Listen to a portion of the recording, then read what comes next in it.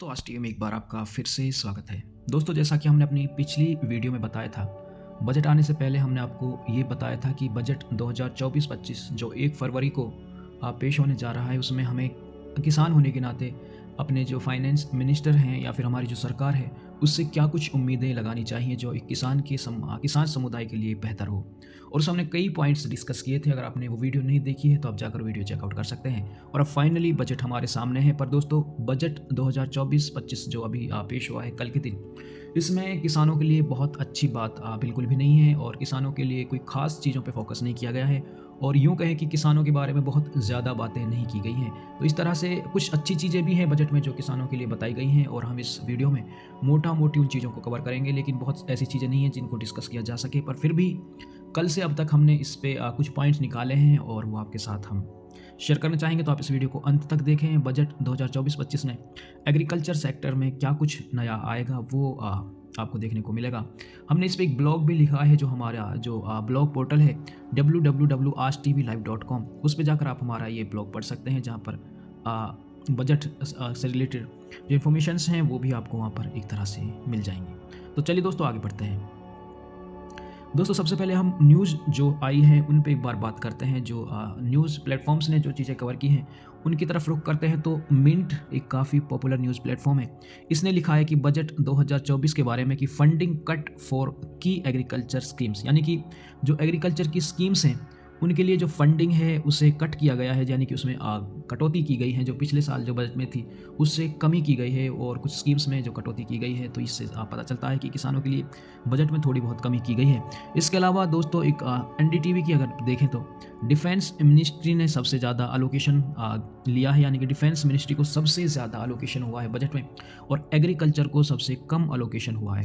इस न्यूज़ से भी आप समझ सकते हैं कि एग्रीकल्चर पे कितना फोकस किया गया है। दूसरा दोस्तों, द हिंदू की अगर हम माने तो ignoring agriculture sector is in distress, यानी कि एग्रीकल्चर सेक्टर को इग्नोर किया गया है बजट में। ये आप न्यूज़ से देख सकते हैं। अब चलते हैं दोस्तों जो की पॉइंट्स हैं इस बजट के बारे में।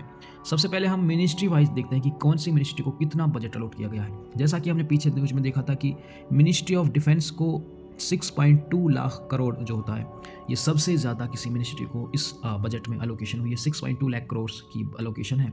दूसरी सबसे बड़ी अलोकेशन है दोस्तों ministry of road transport and highways को 2.78 करोड़ लाख करोड़ ये है दोस्तों। तीसरी बड़ी एलोकेशन है मिनिस्ट्री ऑफ रेलवेज को, ये है 2.55 लाख करोड़। और ministry of consumer affairs food and public distribution को 2.13 लाख करोड़ है, जहाँ पर हमें जो राशन वगैरह भी मिलता है। इसके अलावा मिनिस्ट्री ऑफ होम अफेयर्स को 2.03 lakh crore, ministry of rural development को 1.77 lakh crore, ministry of chemicals and fertilizers को 1.68 लाख करोड़। कहीं ना कहीं ये सेक्शन भी एग्रीकल्चर को ही टारगेट करेगा। मिनिस्ट्री ऑफ कम्युनिकेशन को जो एलोकेशन हुई है 1.37 लाख करोड़ की हुई है और ministry of agriculture and farmer welfare को 1.27 लाख करोड़ की एलोकेशन हुई है और एग्रीकल्चर सेक्टर को सभी मिनिस्ट्री में सबसे कम एलोकेशन हुई है। इसके अलावा दोस्तों, एलोकेशन जो मेजर फ्लैगशिप स्कीम्स हैं गवर्नमेंट की, उसमें एलोकेशन किस तरह से हो एक बार देखते हैं। मनरेगा एक काफ़ी पॉपुलर एक स्कीम है।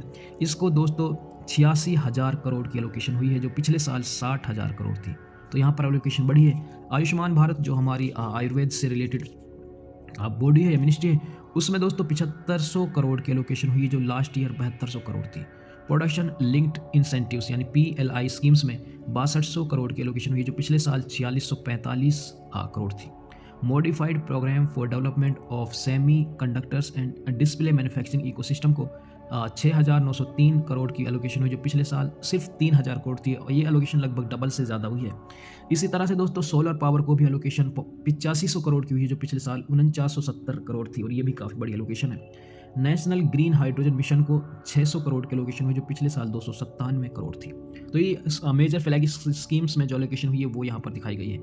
अब हम प्योरली एग्रीकल्चर की बात करते हैं तो सरकार ने क्या कहा है कि वित्त मंत्री निर्मला सीतारमन ने कहा है कि फसलों पर नैनो DAP का यूज जैसे बढ़ाया जाएगा, जैसा कि पहले नैनो यूरिया पे फोकस किया था, अब नैनो DAP पे फोकस किया जाएगा। इसके अलावा डेयरी विकास के क्षेत्र में अच्छा काम होगा और दुग्ध किसानों को बढ़ावा दिया जाएगा, यानी कि डेयरी और जो फार्म मैनेजमेंट है उस पर फोकस किया जाएगा।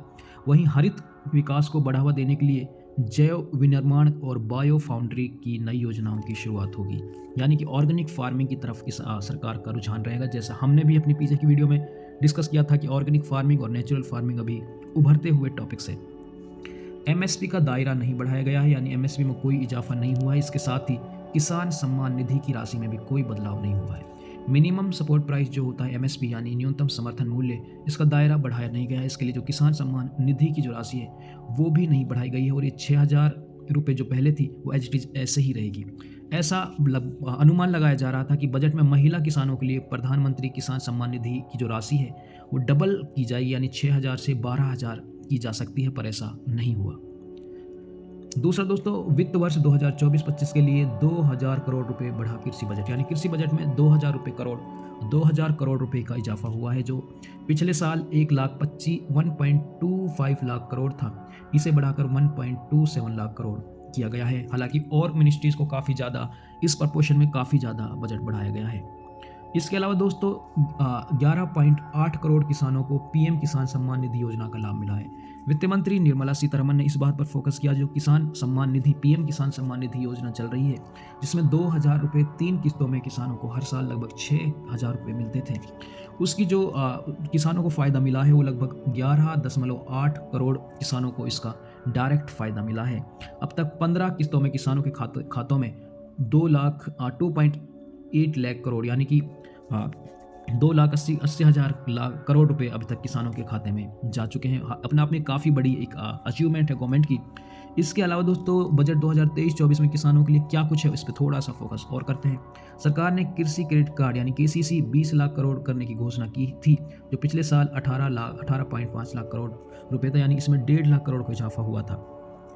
ये पिछले बजट की बात थी जो हम दोस्तों इसमें बता रहे हैं कि पिछले बजट में यानी कि 23-24 में क्या कुछ किसानों को मिला था। Digital public infrastructure for agriculture की घोषणा की गई थी। इस ओपन सोर्स से किसानों को खाद बीज से लेकर मार्केट और स्टार्टअप्स तक की जानकारी मिल सकती थी। इसके अलावा दोस्तों एग्रीकल्चर एक्सीलरेटर फंड का ऐलान किया गया था और इसके जरिए गाँव में युवाओं को स्टार्टअप शुरू करने का मौका मिलता। ये दोस्तों पिछले साल जो योजना जिस चीज़ का ऐलान किया गया था और उनमें से कितनी चीज़ें सक्सेसफुल हुई हैं। हालांकि पीछे हमने एक वीडियो के जरिए बताया था सरकार ने जो KCC door to door campaign चलाया है, जिसमें घर घर जाकर उन किसानों को केसीसी कार्ड्स अवेलेबल कराएंगे जिनको अभी तक इसको का फ़ायदा नहीं मिला है और वो एलिजिबल है।